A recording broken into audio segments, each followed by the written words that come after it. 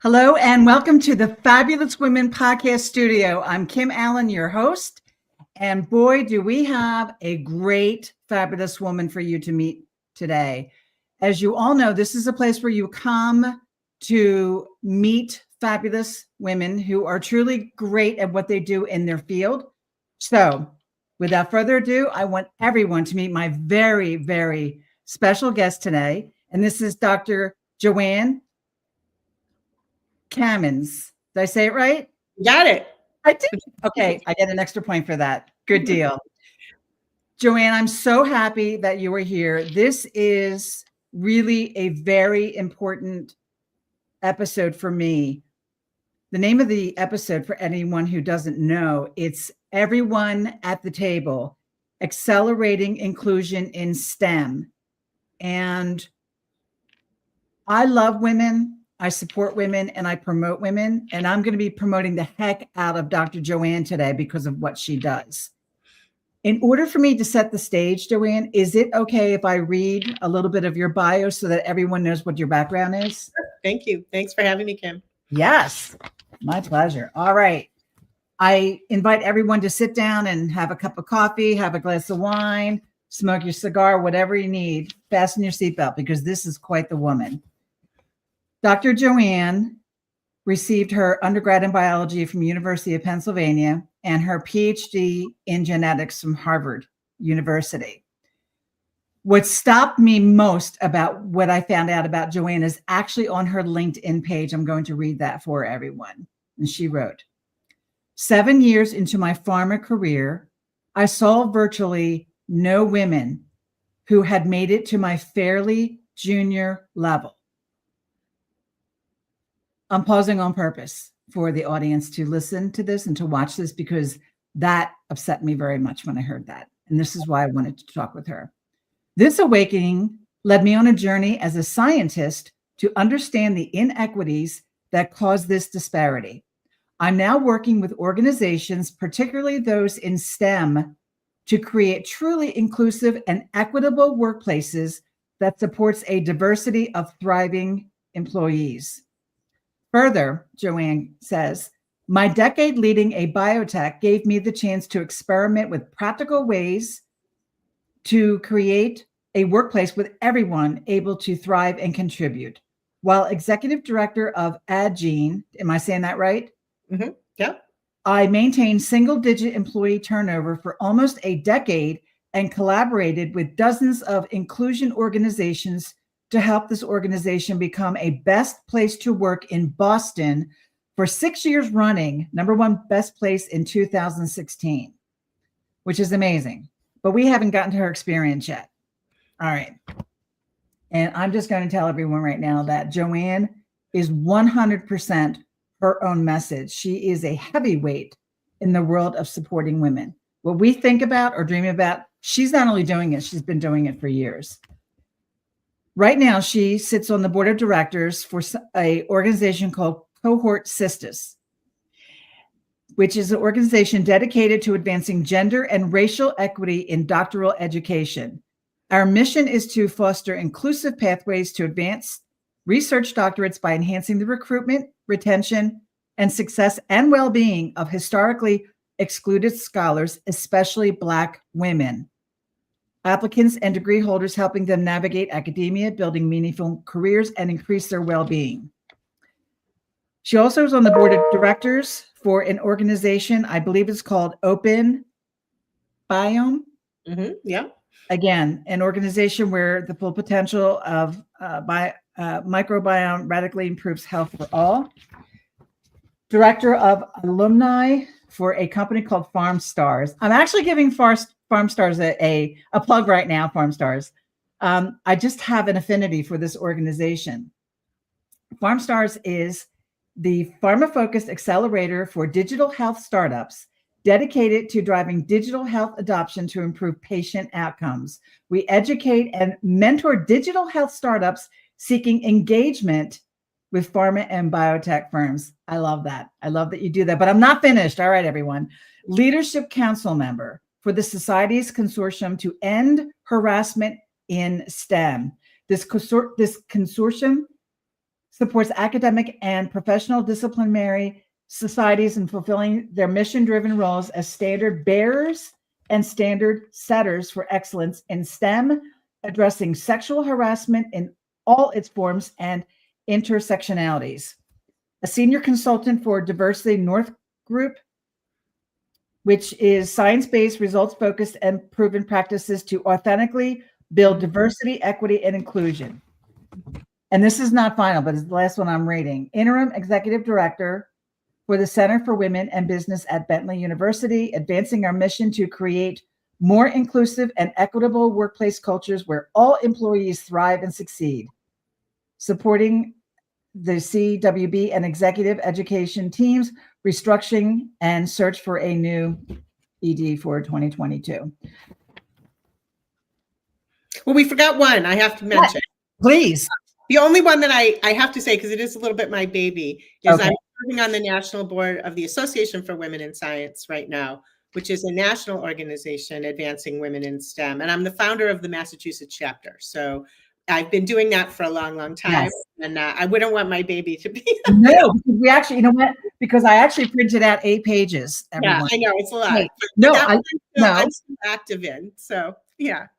And there's your operative word. You're active in everything and you're a founder. So again, I believe that Joanne is the internet of the resources that we need to get everyone at the table to accelerate inclusion in STEM. I do have some questions for you, Joanne. Before we begin, I just haven't asked, is there anything else that you want to add or say before That we was begin? it. I wanted to make sure AWIS is it takes a lot of my time in a good way. And I'm proud of the work. The organization's really one of the only organizations that's doing advocacy for women in STEM in the government as well. So this is obviously a fraught time for that. So they're working really hard. So I love that. Yeah. Back when I was going for my master's degree, I was actually at an MBA program, and I switched more than halfway done into an MSA program because they had a degree in women in leadership, and people could not understand why I would bother doing that. I'm bothering, ladies. I'm bothering with this podcast right now. So, Joanne, when we talk about your journey and your passion, you earned your PhD in genetics from Harvard and spent your career in science. What led you to also become such a strong voice for inclusion? Oh, that's a good one. I'm going to honestly say it was rage. And as the older I get, the more enraged I become, because I just could not understand where all of my female colleagues had gone. So in grad school, it was in the life sciences. This is not true in engineering and math, but in the life sciences, equal numbers or more than half of the students identify as women, or perhaps also including non-binary, so not male. And those people were not advancing in their careers. They were stalled. And so when I discovered there weren't any women around me working, I was like, what happened? And actually, I have to be honest, maybe it's just like pompousness or just like passion for science, but I didn't really notice, although in retrospect, there were a lot of things, but I didn't really notice until that point. Like I made it, I was good at college. I was good in school. I did well in grad school. I had a great mentor and advisor. I didn't even know how lucky I was in choosing him. And then in the working world, little things were happening, but then when it really faced me, then it was so enraging to me. Like who could say that women can't do science, that women aren't interested in science, that women, all these biases. So when I did my research, and that was the very beginning of the internet, it wasn't really like an internet, and I discovered that the AWIS chapter in Boston had folded. And it is from the 70s. So it was founded by some pioneering women early on. Why did it fold? When Title IX was approved. So Title IX are the laws that allow, demand that in universities, for example, women have sports teams and equal treatment based on gender in education systems. They were like, we're done. We accomplished our goal. We're not needed anymore. Everything's fine. Everything's fine here. Okay. And that was so clearly not true, as we all, hopefully, unless your head is in the sand, that is not the case, that, there's so much bias against different populations in our world. And when I discovered that, I was like, well, we got to get this going again. Our work is not done here, So it really was a huge frustration, and then a kind of retrospective awareness of like, oh yeah, that's why when I won the state math competition, they were so confused that a girl won it. And in fact, they sent me through a battery of psychological tests to understand why a girl won the math competition in our state when I was like 13. Okay. And like, why, in retrospect, my parents were, of course, very supportive, but, in retrospect, like, oh, there were all these things that I had to overcome, So anyway, that's where it comes from. Yeah, I mean, I understand the rage. I was actually very emotional just even opening this podcast and reading about what you've done. I'm really happy I didn't start crying because I'm the ugliest crier east of the Mississippi, and I do not want my audience to see that or hear that. But I will share with the audience that, I mean, I graduated on a Saturday, on a plain Sunday, and started training Monday with the big pharmaceutical organization. So I was young. There was not one woman in that organization. Are you sitting for this one, Yeah. Joanne? Not one woman over the age of 30. And I was actually told that if once you get close to 30, they're going to put you out to pasture. And Yeah. those were the words. Okay. So, I mean, I understand the rage because I mean, I have a daughter, I have a granddaughter, and I just can't even imagine in the year 2025 that some of the things we're going to talk about still exists. So to follow that thought, you already talked about the organizations that you joined and you founded, but continuing on your journey and passion, Joanne, what moments in your own career made you realize how ingrained bias is in STEM? Well, I mean, I worked with a lot of really competent non-women. And I think for the most part, I did not believe that those people got up in the morning and said, I wish that my daughters made less money than my sons for the same job. And I hope my wife is underpaid, so I have to really carry the financial burden, of our family. And over time, it gets even worse for her and better for me. I just didn't believe that these people were getting up and saying those things.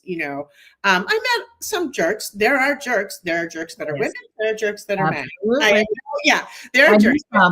Yes, but I met a lot of non-jerks, and then a lot of little things happen that were so for example, I'm a big advocate for pay transparency. I think that keeping your pay quiet only helps employers who are unethical in their pay practices. So I believe in let's just make it public. I like one thing I like about the government, if you're level 16, that's what you make, doesn't matter who you are. Yes. It's actually a good thing. Okay. Yes.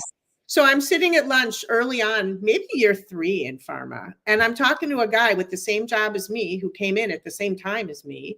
And I say, hey, here's what I make. And he made $15,000 more than I did. And I was like, what? So, and I went to HR and it took a long time. It took years, but eventually through a variety of I managed to create a diversity committee. That's a whole nother story. Very uncool at the time. The company had a lot of problems with it. But the one thing we accomplished was triggering a salary review for the company.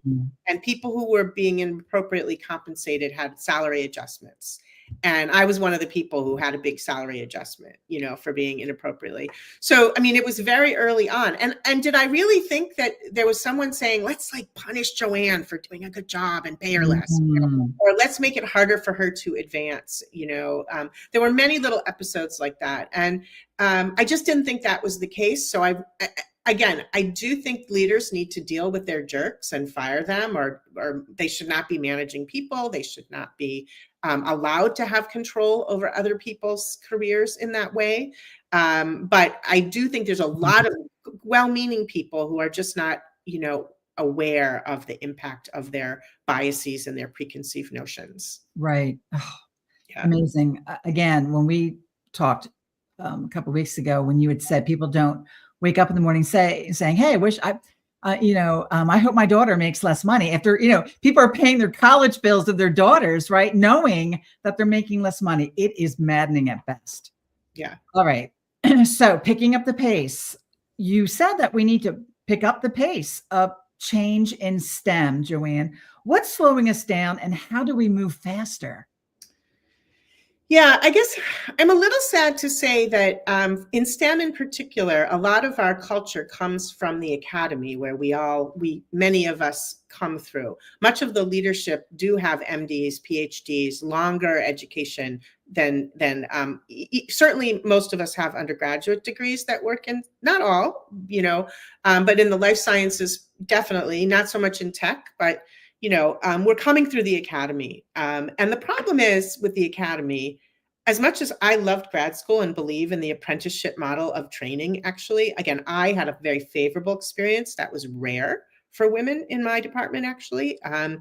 But the problem is that there's no accountability to the leads, the heads of labs and the trainers and the professors. The dean is not their boss. It's an administrative head. The president of the university's job is not to have a good culture. The president of the university's job is to raise money. Aside from all of the hoo-ha going on right now with what's going on in the academy through the government, just the culture there is unregulated.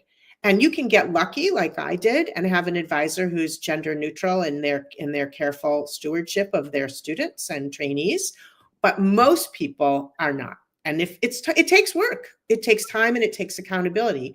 And if no one's accountable, you get the kind of free-for-all of harassment and bias that occurs. And so we grow up in that milieu.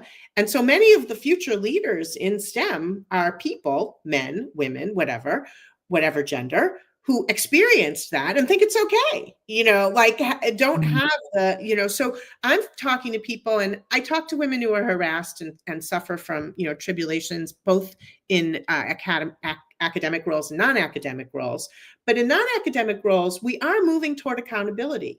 You can go to HR, and there is some action being taken. There are some repercussions. Not always, and not as much as we'd like to see, but there is a way. In the academy, essentially nothing's really being done. I can tell you that for sure. And unless you come with it takes a lot to get a bad perpetrator unseated. Now, most of the perpetrators are not really bad, although the ones that are have a big impact because they affect many women, but there's a little bit of an impact. So nothing worse, I don't know. I've been at meals with people who I trust and love and think are great people and are professors in universities, and they will swear up and down that there is no gender bias in their department. Oof. And they are part of the problem, because not acknowledging the ever-present presence of bias, those people may, are part of the problem, creating the milieu that creates the bias, and these are good people. Again, they're not bad people. They just really are blind to the how much it permeates culture and everything we do. That's true. And again, you can't fix what you don't acknowledge. Right. At the end of the day. So when people say that they don't have time, Joanne, to get involved in inclusion efforts, what is your response to that? Oh, well, I mean, you have to make time, right? You just, I don't, it's just a have to. It has to be part of the work of the world, certainly has to be part of STEM. We are missing good minds and great work and contributions and, on so many levels, because we don't have an inclusive enough, even just hearing the voices of your own people. I don't care what their identities are. Cultures that lack inclusion lack the kind of engagement and, innovation that can be got from, everyone being, at the table. It's not harming other people. It's going to lift us all up. The more perspectives and the more experience that we get in the fields of STEM, Right. And you talked about the medicine of STEM, the extra on STEM. That is a whole nother can of worms that I'm happy to talk about as a, postmenopausal woman, in my journey there a little bit, we are not cared for as we should be as humans. And medicine is not addressing our needs. And I just think it has to happen, and it has to be like inculcated into the culture of an organization that this is a requirement for you. So, for example, we talked about this, I think. I don't think managers are more important. I just think they are different. Their role is different. And if you as an organization are not demanding that your managers work to be inclusive in their management, then you are missing huge opportunities for activity and engagement and innovation, right? And just humanity. Those people should not be managers if they can't manage that way. Right. And so I have very strong feelings about like not just promoting people because they want to be managers, but because they show the behaviors of good management. Right. Yeah. Okay. So we're moving on now to some other things that you and I had talked about. I wanted to discuss it in the podcast about cohorts and sponsorship and collective action. So you shared that women can't do it alone. It takes cohorts. What makes a cohort powerful, Joanne?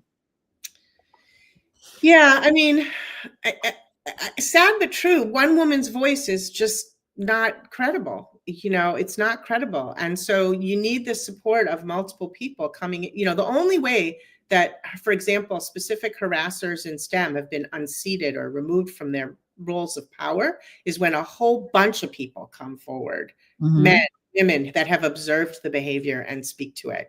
That's sad, but that's true. A single woman coming forward hurts her career, not the perpetrator's career.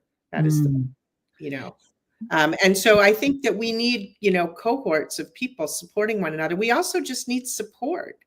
I think I don't believe anyone who tells me they don't need to be thanked and they don't need someone to acknowledge their trials and their tribulations I think we need that. And so, as you know, I'm a big fan of mentoring group programs because you create that cohort, that community, Right. where you can get support. And those communities can be co-ed, they can be multiple genders, they can be single gender, because there is something to be said for talking with someone who has your lived experience. Right. I don't like to exclude people, but I also think there's places for different types of cohorts in your life, and different mentors. And so I think we have to find that community and be training one another. So one thing you also learn in community is you're demanding a certain sort of inclusion. You have to learn about your biases against other people. And so, whether your bias tends to the age or race or neurodiversity or, whatever your biases that remain, only by being in cohorts with people that are different than you can you all work together to work through those biases. Right. That sounds so easy, right? And it does not happen. It does not happen. Yeah. So the next question, Joanne, is how can allies, especially men, shift from passive support to active sponsorship? Yeah, I mean, this is, I wish I could put like a poster over every person's desk that says, before you promote someone, before you give this job opportunity, before you XYZ in your career, ask these questions of yourself. Is this really the right person? Or are they just louder than everyone else? Is it really, have I really asked this person if they want this opportunity, or did I make an assumption because they have children, are younger, are older, have a disability, did I assume that what they want from their career? Do I really know what they want? Right. And just ask those two questions every time you decide, like, who's going to get an opportunity to do an exciting project? Who's going to be an author on a paper? Who's going to be for promotion? Really, really question your biases. And I think not the jerks, but the good people will be like, you know what? I thought about this person for that job first, but that's because I see that person all the time. Right. They are loud, they speak up in meetings, but what about that person? They are quieter, but they are a powerhouse and they are doing great work. I really need to think about that person. And because of how we're raised, that person is often someone who does not identify as a man, because of social constructs of quiet, polite, sweet, unassuming, modest, Yes. And so I think if everybody did that, that's a good place to start. So if you are anybody, man, woman, any identity, and you really want to begin questioning your allyship, start there. And then the second thing I think we know that people can do, one of the biggest places in companies where promotion and advancement and confidence are affected is in meetings and in public forums. And sponsorship is really about giving everybody a chance to shine in a public forum and be seen, So if you took 15 minutes every day and said, who do I want to raise their visibility today? You can actually put this on your calendar and you can say, there's a young woman in that department who I've seen her work. It's very good. I think she's not being noticed by management. I am going to mention her in an email to my boss today. Beautiful. And I'm going to make sure that she comes to the next Project XYZ meeting because I think she could contribute there, And if you just did that, like, I'm not talking about like change everything and be me and join 15 organizations and 20 boards. I'm talking like 10 minutes a day. Okay. Yes. I mean, I realize we are busy and we have responsibilities, but like that 10 minutes a day to do something that advances someone who is generally not recognized in their talent can make a difference. If everybody did that, think about that. If everybody did that, it'd be huge. That is so amazing. That actually, you just answered my next question, but I do want to say, just let everyone know what my question was.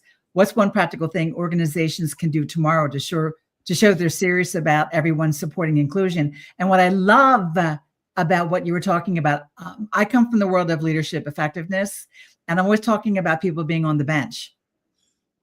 Yep.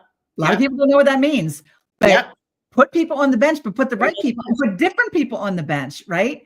I remember back in the day, and again, I always say this to my lovely ladies that I have on the podcast, like, Joanne, you and I aren't 20 and we're not 30. And I love that about us so much. Thank you, right? I would never.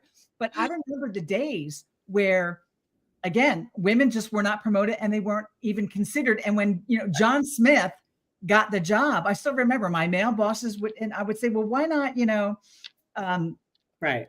Jones, whatever. And they always said to me, well, John has a family and children to support. And I'm thinking, wow, if I had a nickel for every time I heard that, I'd have a house on the beach where the ocean waves were coming into my living room, right? Yeah. I had a really good boss in pharma at one point, and I was up for promotion that I had been working. I was, as usual, I was already doing the job. It was a promotion to group leader, and I already had a group. So, I was already doing the job. I had knocked it out of the park. I had proposed something like 6 new projects that year, and 3 of them had been adopted as actual projects. Like, I was having I was like, this is my opportunity to be promoted. And my boss, who was really, I think, by and large, quite aware, made an effort to be equally sponsoring all the people in his department, actually said to me, are you sure you really want that promotion? You have 2 small children, and I just looked at him and I said, you did not ask me that. And he goes, I did not ask you that. And he really realized what he had said, and I was like, I'm going to pretend that just didn't happen. And you're going to get me that promotion now in the next 3 months because the time has come. And he did. So if you make enough noise and advocate for someone else, you can make things happen. I was due for the promotion, by the way. Right. Oh, I'm sure you were. It was not. But, I think organizations also are stingy with their recognition sometimes because they have rules. And sometimes you have to break the rules to acknowledge the proper people. Oh, break everything. Break everything, ladies. I'm looking in the camera saying that. All right. So actually, my next 2 questions, you already talked about building cultures of accountability. And you were talking about where, there's no accountability in the academy. And you're showing us what a culture looks like that works for everyone. So I appreciate that. I'm going to move on. We have 4 more questions. I know we're running over time. Everyone sit still. Don't sign off yet, because I'm telling you, Joanne, she's the heavyweight that we all need in our life. So looking ahead, Joanne, how do we respect and harness Gen Z's pushback to fuel faster progress in STEM? The Gen Zs, right? I'm a Gen Z fan. I am so sick of people saying, oh, Gen Z this and Gen Z that. And, all these, I'm not even going to say the things that I've been told. I actually think that they're just not going to take it anymore. They're just like, I'm being treated badly. I will leave. And, all the power to them, because voting with your feet and going to a better organization is the way to create change, because all the good people won't be at those bad organizations, and so talent should go where it needs to go. And if people are not treated equitably with fair leave policies, with, family sensitive and human sensitive HR policies and practices, they're just like, especially since the pandemic, they're like, I'm out of here. I don't need this, and I am all for that. And I have to tell you, I worked at Agene with a lot of people who were Gen Z. there wasn't a one of them that wasn't knocking their job out of the park that stayed with us. Took, was when given a culture that supported them and had reasonable demands and not small demands. It was a nonprofit, so we were always understaffed and too many goals, and but they embraced their roles. I didn't see any of the negative attitudes of, so it really has to do with engaging them in a way that's genuine, and they're going to know if they're not being treated genuinely. They're going to know if you're faking it. I mean, I just say one of my kids is going through now a radical sort of readjustment of their benefits, and it's terrible. Like, some of the policies are just terrible that are being, they're just so blind to what is really needed by human beings. And it's so short-sighted, because then you lose your best people, and that loses you time and money and, the brain power and the memory of employees who have been around a long time. When you lose people, you lose more than just that person. That, leaders have turnover. It's expensive, right? Very, very. And so, to my mind, when I was the head of a company, my job was to make the people happy and stay. And that was my job, Yes. So I feel like that is lost. Your job is not to be the big blowhard on TV, and your job is not to. You do have the job in large companies of their board and their things, but your job is really to make everybody else able to work to their fullest, because that is how you will have success, right? It's true. Yeah. I mean, I can remember not that long ago, everyone was complaining about the millennials. And when I was coaching, I never had a problem with the millennials in the workplace. And look at them now, right? And I think back of how silly this is sometimes when I think about in the 60s, which, I don't remember those days at all, because that was not part of my life. Me neither. And I will tell you, I still remember the songs that the hippies, right? That they wouldn't get hired because of their hair. Right. Oh my gosh. When I think about that. It happens. I'll tell you a story. I'm on a call with the head of an organization in a state where they had just passed the Crown Act, which is the act that you can't discriminate by people based on their hair or their appearance. Right. And which particularly affects people who identify as Black in particular, because they are often biases as a result of their appearance, for sure.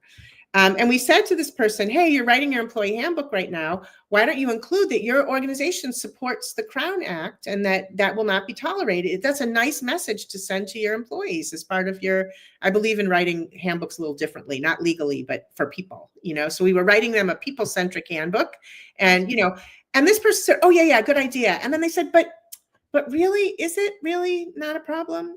And we're like, I have to be honest, I'm on the call with a colleague who is a woman who identifies as Black, who had waist-length locks, on the call. He's looking at this person saying this.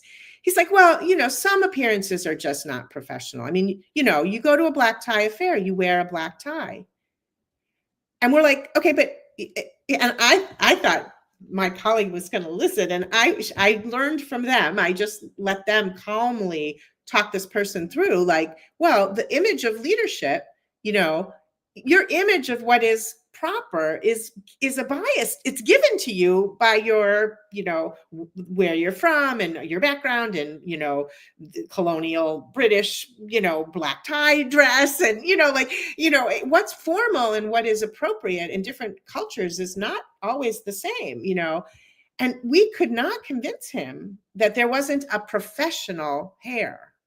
Okay, that was and I have realized over the years, one reason women, when they really want to look important, is like they put the hair in a bun and put it up, and I think they want to look more like men. They want to be small. They want their hair to be small, and it looks more like a man's short haircut when they do this, and put it up, right? I think we've been doing that for all of history, trying to, be professional, which is a man's hair, like that. So, and aside from the fact, if you have hair and you identify as Black, those complications of, whatever. So I don't want to get political about it, but I convinced this person that this was a mistaken view of what was professional, Right. And I've made the mistake myself. I've said to people, oh, you look so professional, when their hair's up in a bun and straight. And, and I'm like, oh, wait a minute, I gotta stop. That's what I've been working on that. Like Right. everybody's professional if they're behaving professionally. Oh,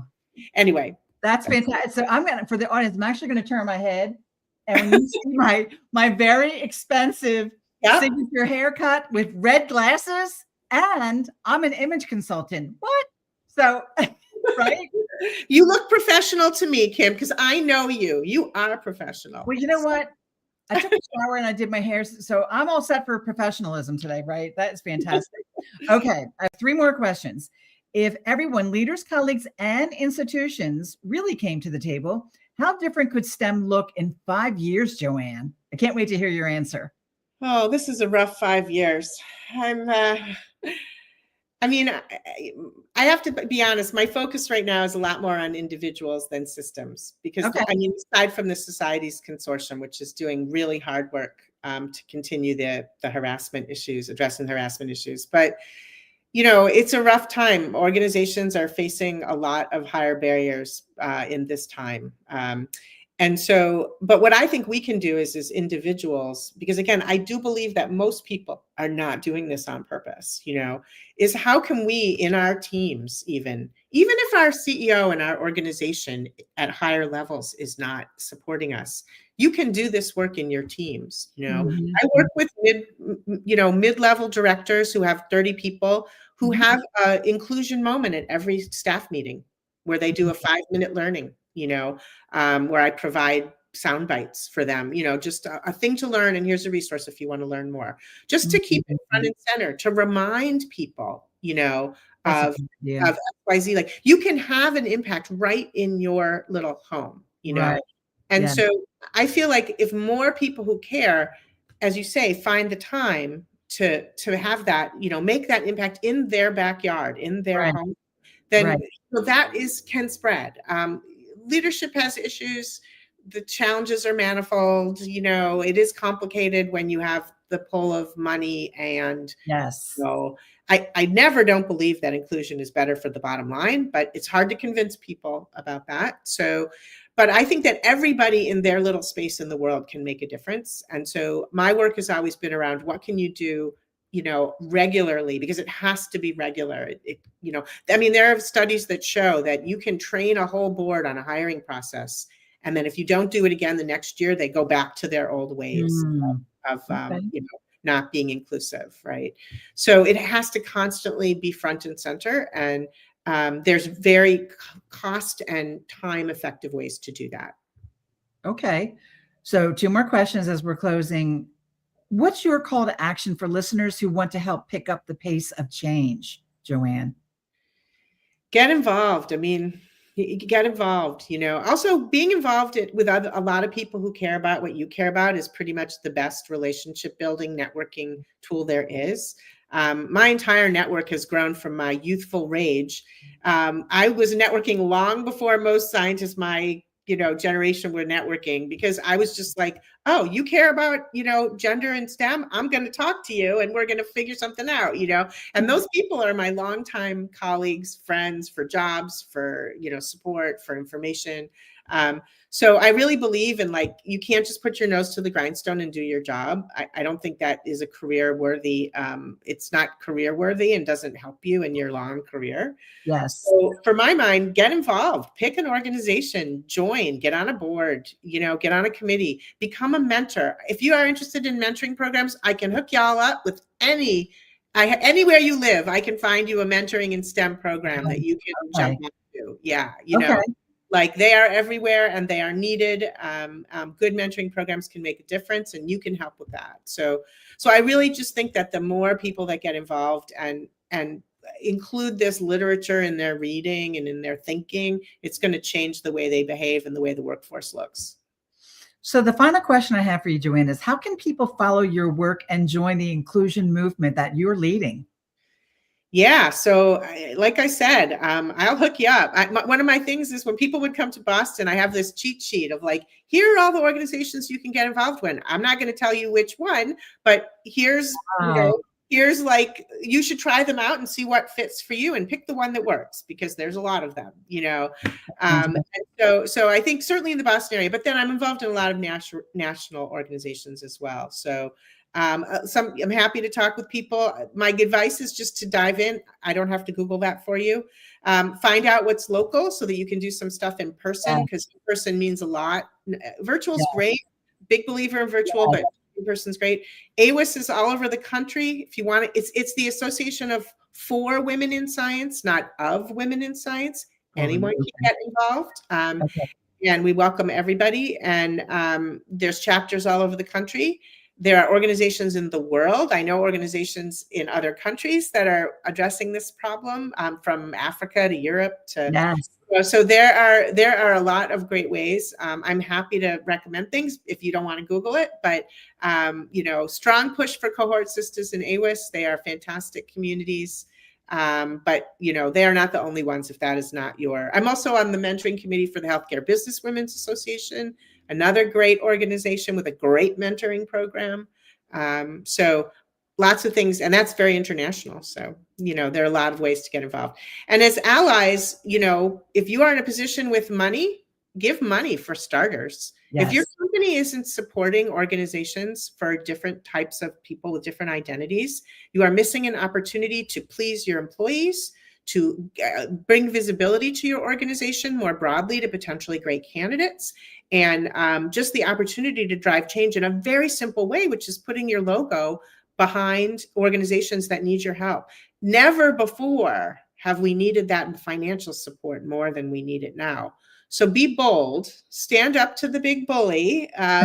You know, DEI is not dead, although we don't say DEI anymore because those letters are, you know, off the table.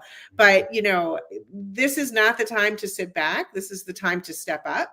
And real leaders will see that. And so there are plenty of places that your small amount of money or even just volunteer time for your employees will make a huge difference, right? So there are a lot of ways to get involved. So everyone, this is how you do it. This is why I was so excited to have Joanne on this podcast. And Joanne, you don't know this yet, but this is not the last time I'm having you on. I am so grateful to you for everything that you said and everything you offered today. It was truly my honor. I want to thank you. And also, I have some asks. If you read my book on Reengage, I'm all about having asks. And if you want to know about leadership language, you can go into the table of contents and look up that chapter. It'll change the way that you speak. My ask is for everyone watching this or listening to this to pay it forward for other women, to support women, and to also watch for my upcoming episodes. I have some really exciting guests. I definitely want to bring Joanne back. So my ask is for all of you, when you do that, what happens is, like having Joanne on this podcast, is I know I'm inspired, but the whole point of supporting women is to inspire us today so that we can be empowered tomorrow. And then we can positively affect the lives of all women, and we can support women. So until next episode, my ask is just to go out and be fabulous. Take care. Thank you, Kim.